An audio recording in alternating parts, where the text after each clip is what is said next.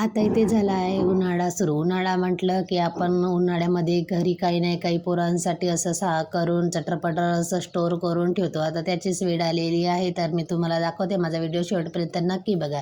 इथे मी 2-3 आलू घेतलेले आहे कट करून, त्याच्यामध्ये थोडंसं मीठ टाकून त्याला उकळायला ठेवलं आहे. आणि इथे मी 1 वाटी असा रवा घेतला आहे.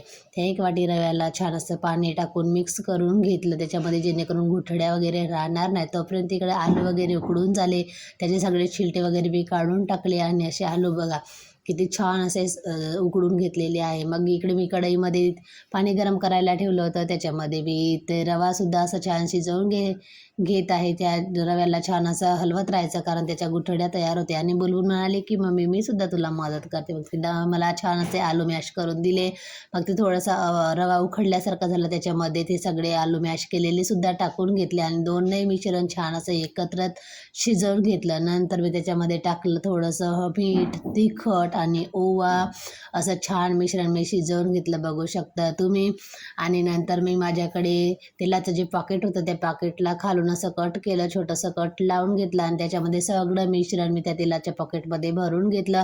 तुम्ही जर अशा प्रकारे जे हे सोया स्टिक जर तुम्ही कराल तर खरंच खूप टेस्टी आणि मुलांना सुद्धा खूप आवडते. मग मी हे असं करून वाळू घातला, आणि वाळू घातल्याच्या नंतर दुसऱ्या दिवशी टिफिनवरती मुलांना तळून दिलं. खरंच खूप छान झालं. तुम्ही पण बनवा एकदा.